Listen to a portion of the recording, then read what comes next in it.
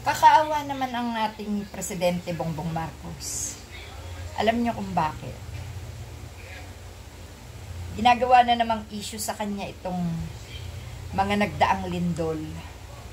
Lalo na yung mga DDS politics.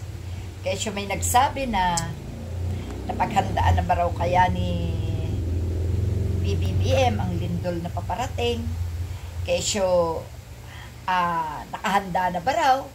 Kesyo, ano raw kaya ang gagawin ni PBBM sa darating na lindol kung magbibenta pa rin daw ba ng 20 pesos na bigas.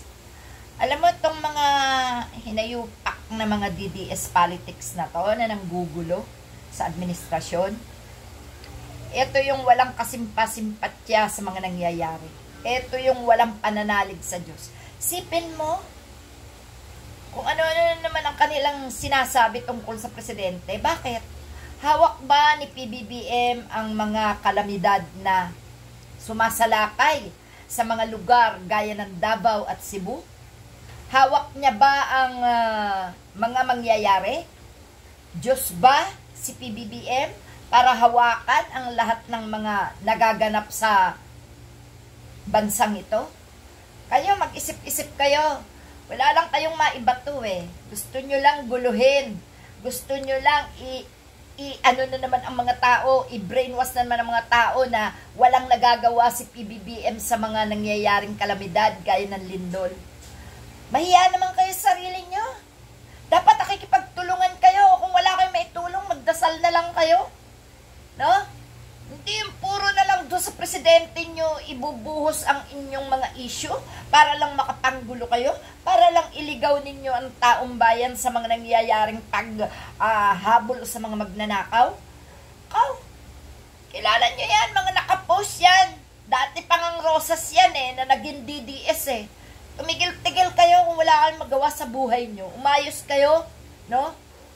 Yung pagka-DDS ninyo, tantanan nyo na. Ayan lalong nagsasaper yung matanda doon sa dahig. Hindi talaga makapasa-pasa kahit anong gawin nilang kadramahan at kasinungalingan para lang mapauwi. Hindi. Sa kagagawan nyo rin.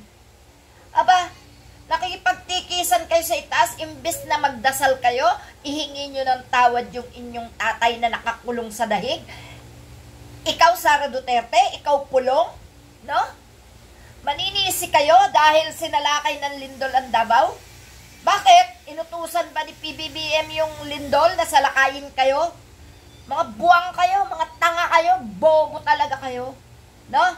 Hindi ko pinagtatanggol si PBBM. Kaya lang, putangina, nakikita ko yung inyong mga post nyo puro katangahan Yung isa, sumisigaw, si Bato de la Rosa, sumisigaw, pinauwi si Saldico.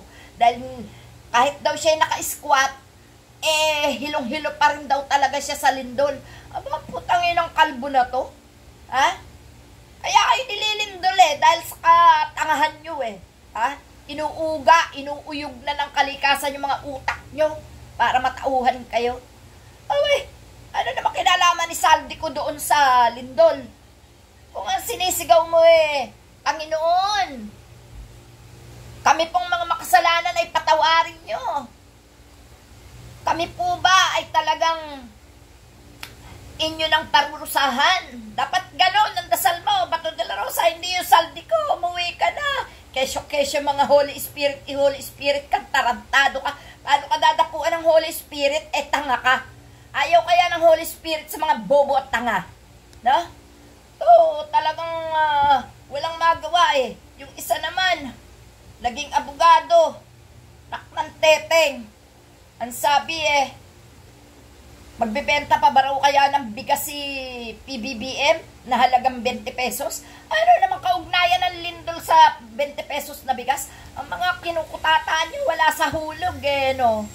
Puro kayo, ewan ko. Alam nyo ang ginagawa nyo? Pangwiwindang sa taong bayan, panririndi sa social media. Dapat sa inyo, huwag na mag-social media. Yung iba dyan, ayaw na ayaw mapapasok yung mga account ng kanilang mga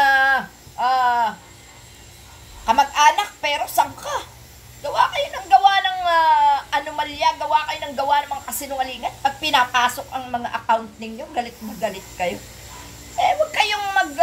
magtata ng mga kasinungalingan. Huwag kayong magturo ng kung sino-sino para di pasukin ang mga accounting nyo. Si Aling Marie nga, yung mga DDS kung lusubin niya ng page ko at ang YouTube ko grabe ha? Pero hindi ako pikon. Hindi ko sila pinagbabawalan. Bakit? Social media yan ha? Para hindi mapasok, gawin mong pribado, ilak mo, no? Kaya kung hangad mo naman kumita, hangad may maraming viewers, magtiis ka kung anong gawin sa'yo, no? Yun lang yan mga kapatid.